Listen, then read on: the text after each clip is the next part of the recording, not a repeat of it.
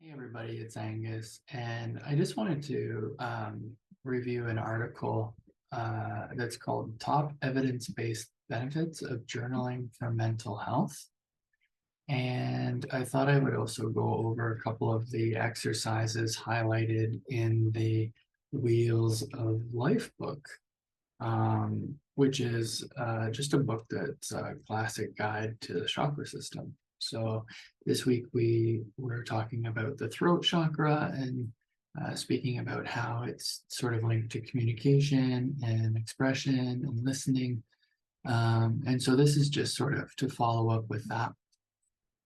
I believe in journaling a lot, and I believe in recording my stories so that I can listen to them back and be able to uh, relate to them and relate to myself and check in with myself. And what I really loved about this article is that it highlights some of the reasons why I do that and some of the reasons why I receive benefit from it.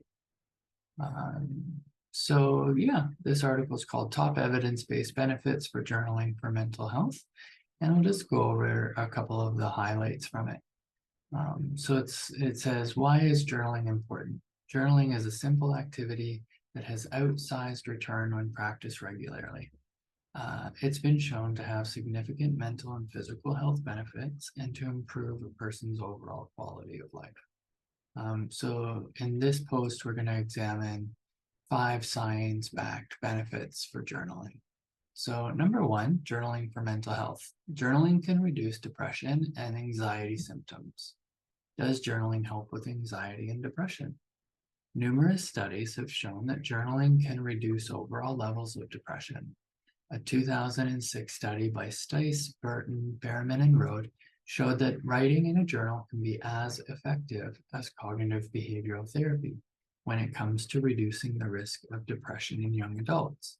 Studies have also shown that journaling can reduce the frequency of intrusive depressive thoughts. They help college students who are vulnerable to depression and reduce overall levels of depression in those diagnosed with a major depressive disorder. There are also benefits of journaling for anxiety symptoms. One study by Hazanzadeh, Goshnab, and Norozi found that the simple act of journaling reduced anxiety in women who were suffering from multiple sclerosis. Another study found that journaling could help students effectively manage stress and anxiety, as well as improve overall classroom engagement. So how does journaling help with depression and anxiety? Both depression and anxiety are often accompanied by negative thoughts. So journaling allows you to get these thoughts down on paper, process them in a more analytical, non-emotional way, and then respond appropriately to them. Social psychologist and researcher James Pennebaker put it this way: emotional upheaval touches every part of our lives. You don't just lose a job. You don't just get divorced. These things affect all aspects of who we are: our financial situation, our relationships with others, our views of ourselves. Writing helps us focus and organize the experience. Instead of simply letting negative thoughts run rampant in your mind for journaling, or sorry, rampant in your mind, journaling for anxiety allows you to engage with your thoughts and determine whether they're true or false. So for me, this has been a big one because I use the cognitive behavioral therapy tool of Catch, Check, Change for checking in on my negative thoughts. And I have been diagnosed with major depressive disorder. So depression is something that I live with every day. And also, I live with a number of anxiety disorders, including PTSD. So again, being able to communicate and document my experiences really lets me check in with what's true for me and what's true for others, and what's false, right? Benefit number 2, journal writing can help boost immune function. So this may come as a surprise, but journaling has been proven to improve overall immune function and decrease your risk of illness. So as researchers Karen A.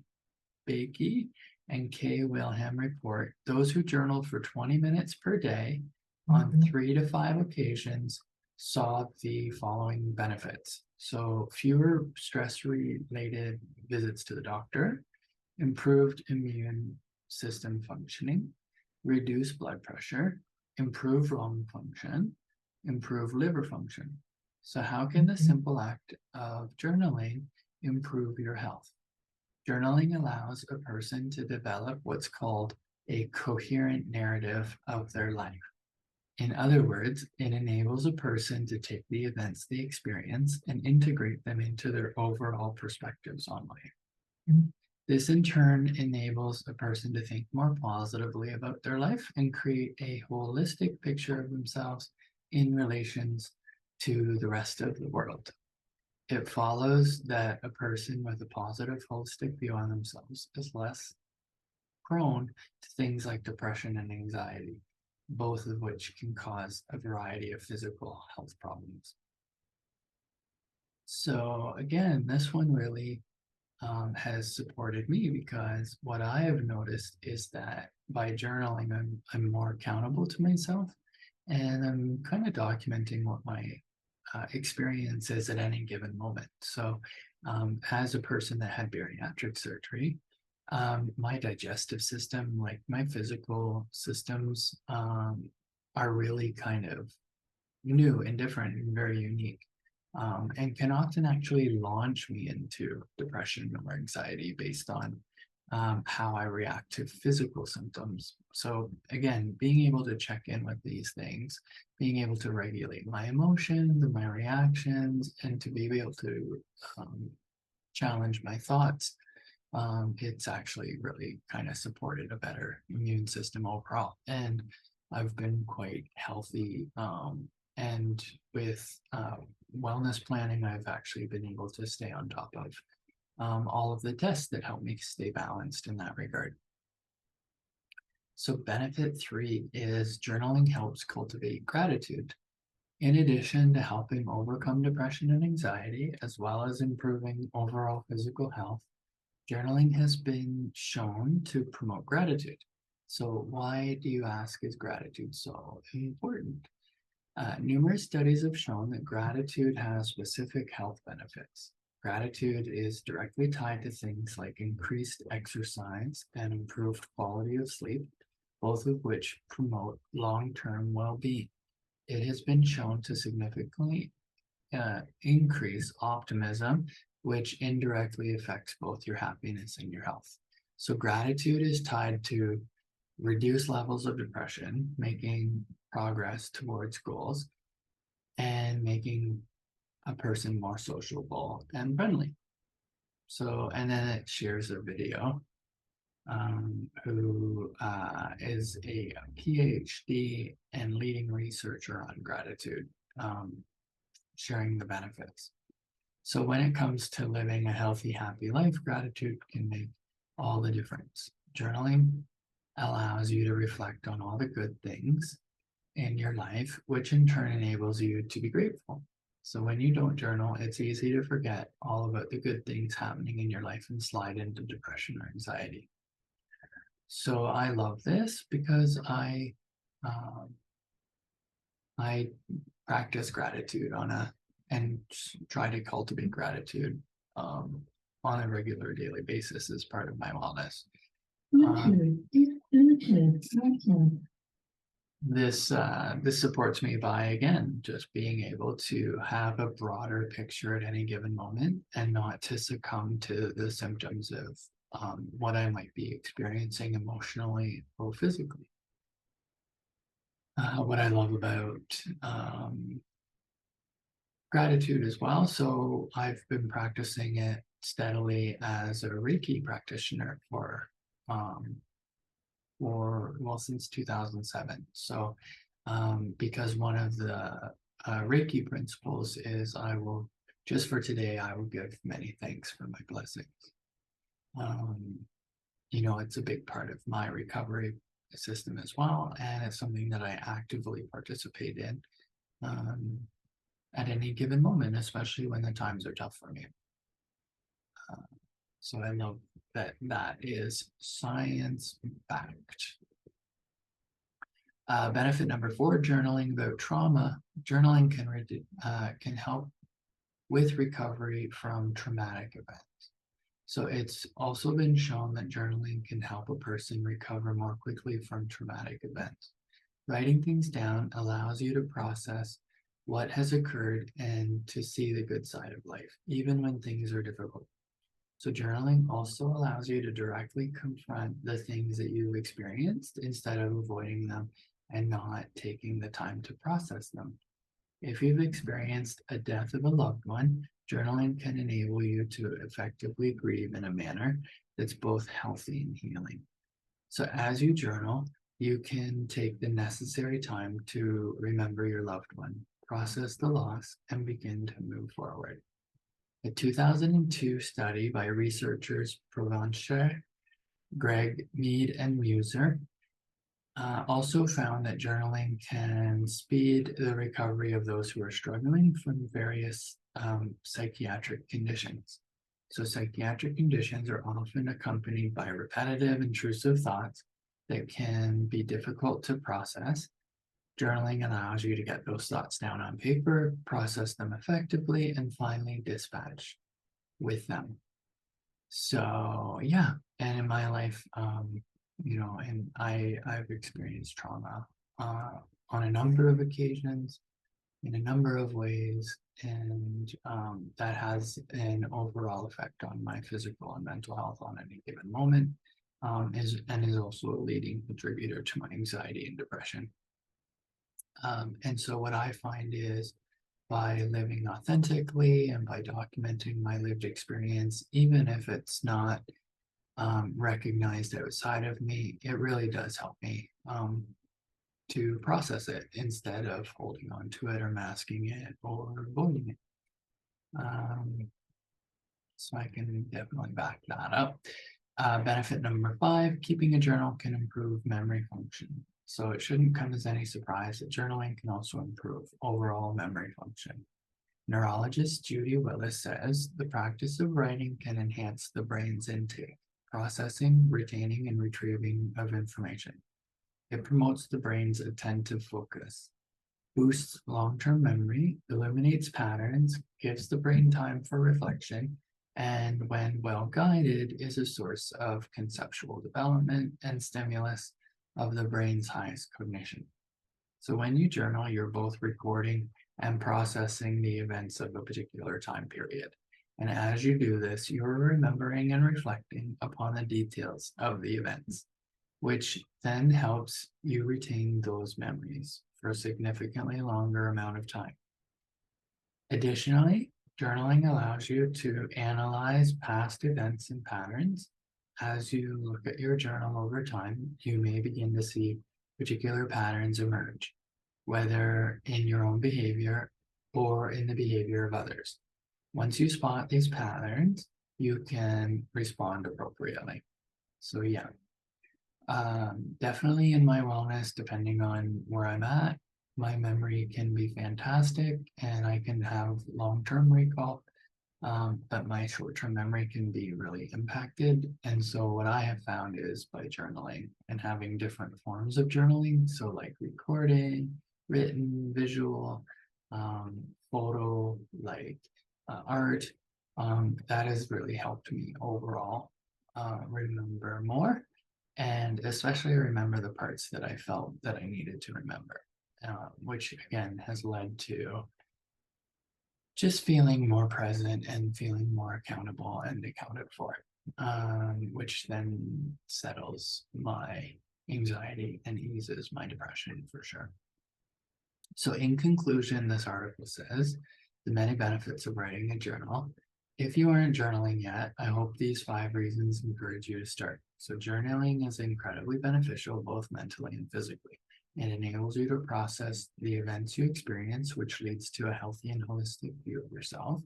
It empowers you to work through trauma, bringing healing to past wounds and insights into the way forward. And it also improves your memory of events, enhances your ability to see patterns in life. And so this article came from this thing called the Reflection app. And then, yeah, it leads to more tools and all of that.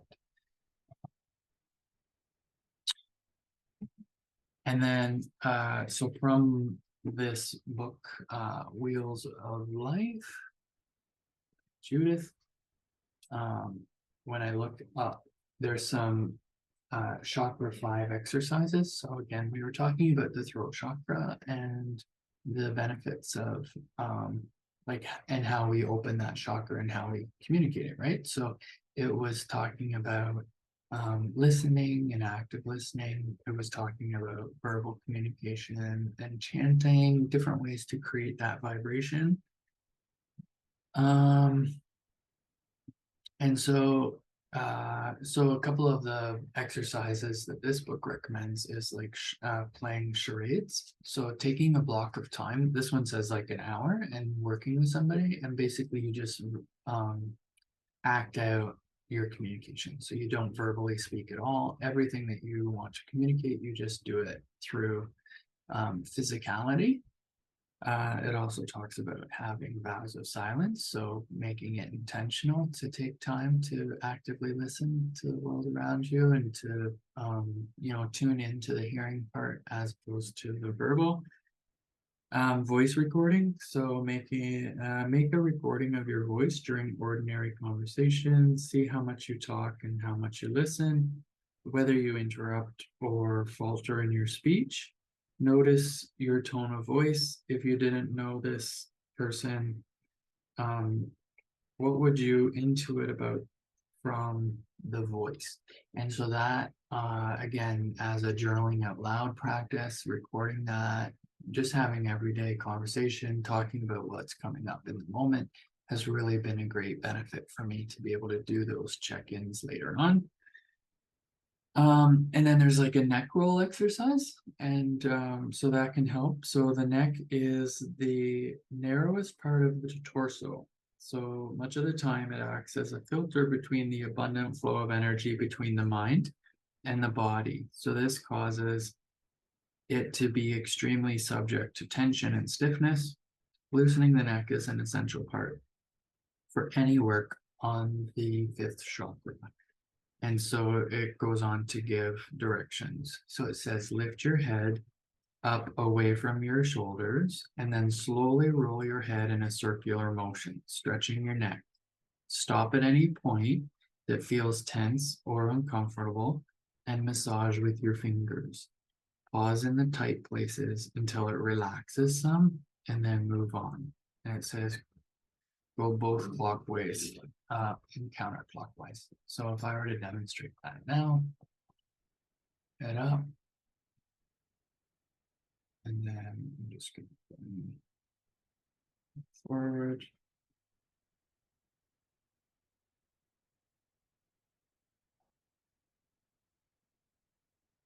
Some tightness, so I'm just going to hold on, focusing on relaxing.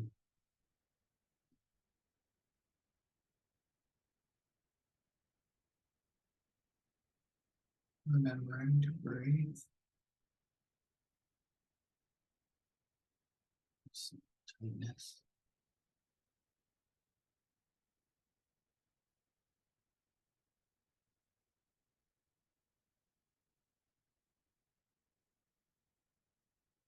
And then counterclockwise.